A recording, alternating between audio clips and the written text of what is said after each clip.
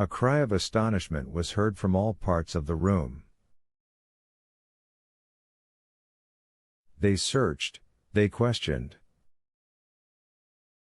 "But who then is Andrea Cavalcanti?" asked Danglars in amazement.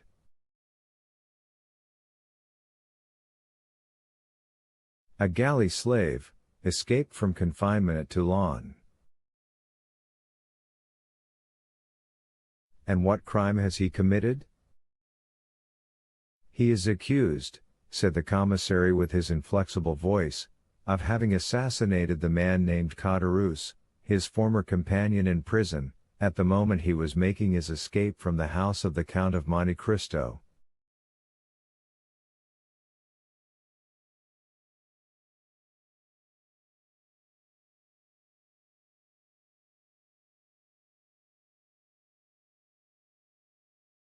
Monte Cristo cast a rapid glance around him. Andrea was gone. Chapter 97. The departure for Belgium.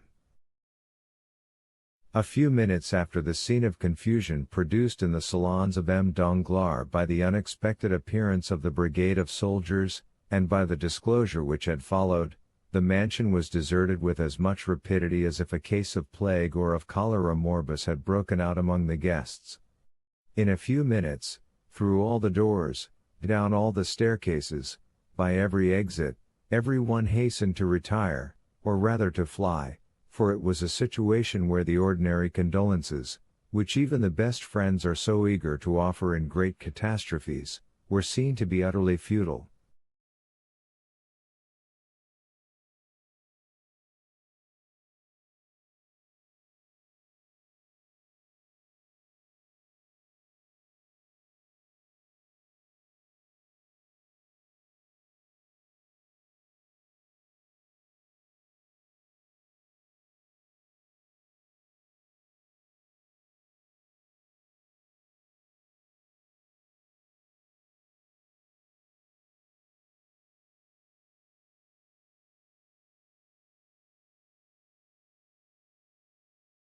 There remained in the banker's house only Danglars, closeted in his study, and making his statement to the officer of gendarmes, Madame Danglars, terrified, in the boudoir with which we are acquainted, and Eugénie, who with haughty air and disdainful lip had retired to her room with her inseparable companion, Mademoiselle Louise d'Armilly.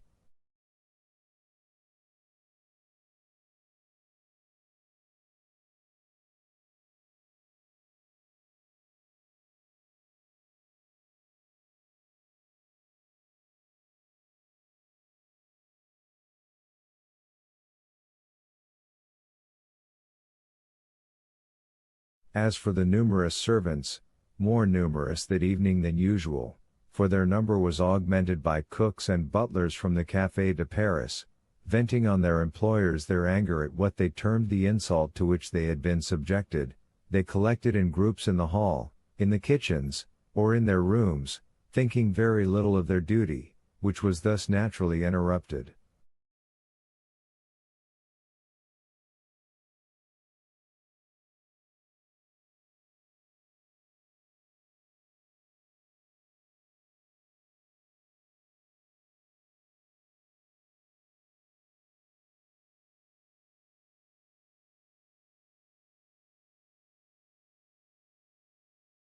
Of all this household, only two persons deserve our notice.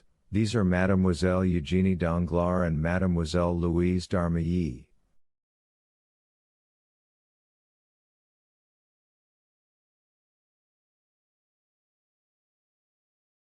The betrothed had retired, as we said, with haughty air, disdainful lip, and the demeanor of an outraged queen, followed by her companion, who was paler and more disturbed than herself.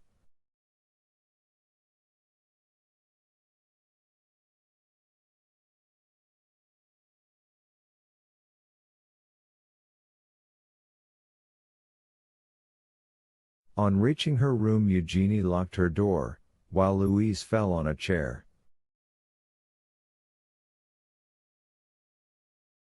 "Ah, what a dreadful thing!" said the young musician. Who would have suspected it?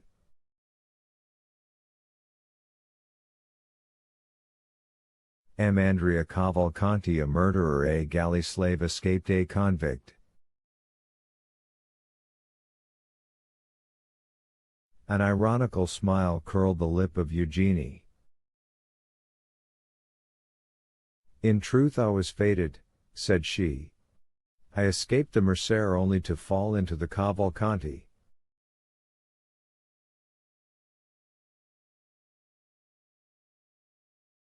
Oh, do not confound the two, Eugenie. Hold your tongue. The men are all infamous, and I am happy to be able now to do more than detest them. I despise them.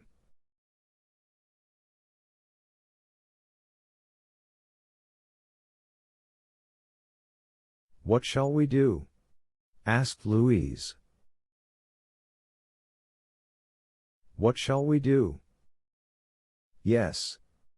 Why, the same we had intended doing 3 days since set off. What? Although you are not now going to be married, you intend still.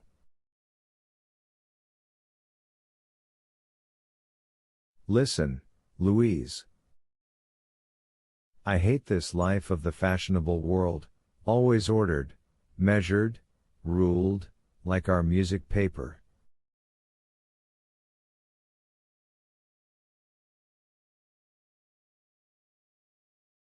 What I have always wished for, desired, and coveted, is the life of an artist, free and independent, relying only on my own resources, and accountable only to myself.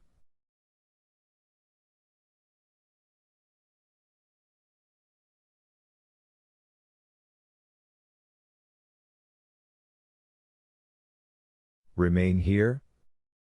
What for? That they may try, a month hence, to marry me again, and to whom? M. Debray, perhaps, as it was once proposed.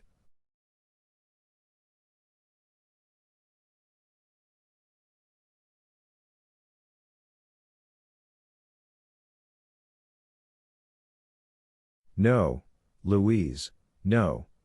This evening's adventure will serve for my excuse. I did not seek one, I did not ask for one. God sends me this, and I hail it joyfully.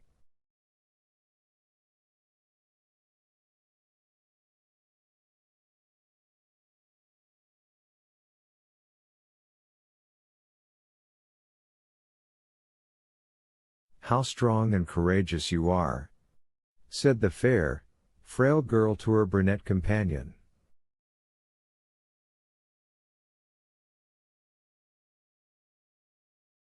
Did you not yet know me? Come, Louise, let us talk of our affairs.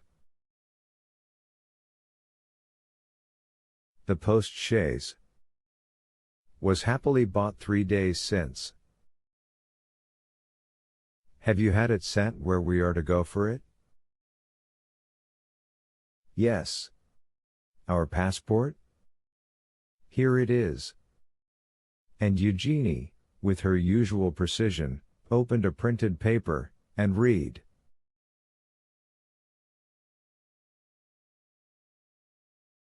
M. Leon Darmailly, 20 years of age, profession, artist, hair black, eyes black, traveling with his sister.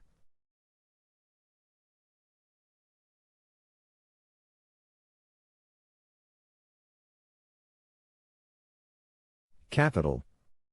How did you get this passport? When I went to ask M. de Monte Cristo for letters to the directors of the theaters at Rome and Naples, I expressed my fears of traveling as a woman. He perfectly understood them, and undertook to procure for me a man's passport, and 2 days after I received this, to which I have added with my own hand, traveling with his sister.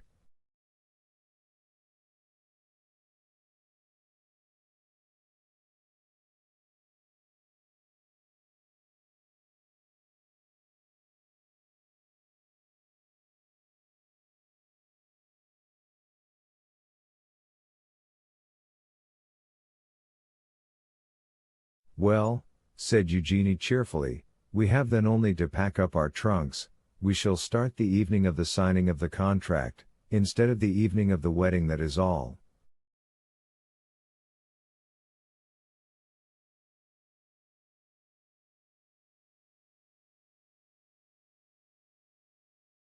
But consider the matter seriously, Eugenie. Oh, I am done with considering. I am tired of hearing only of market reports, of the end of the month, of the rise and fall of Spanish funds, of Haitian bonds.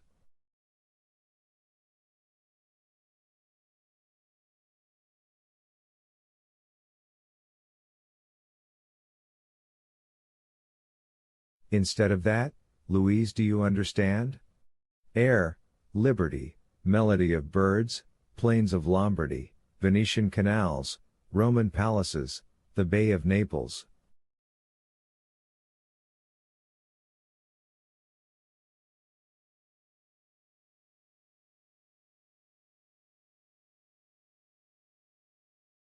How much have we, Louise? The young girl to whom this question was addressed drew from an inlaid secretary a small portfolio with a lock, in which she counted 23 banknotes.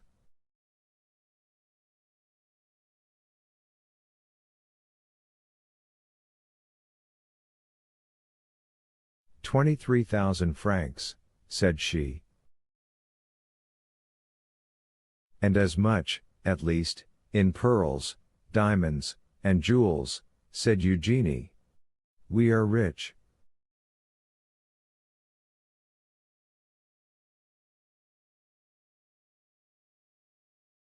With 45,000 francs we can live like princesses for 2 years, and comfortably for 4, but before 6 months you with your music, and I with my voice, we shall double our capital."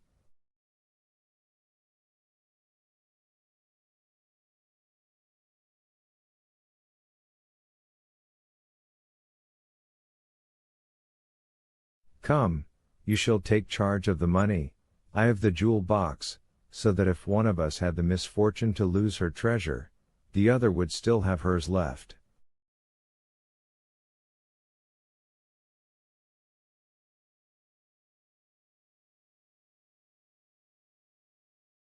"Now, the portmanteau, let us make haste, the portmanteau."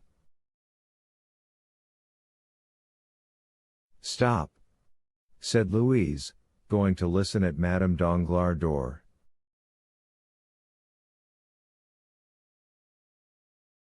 "What do you fear?"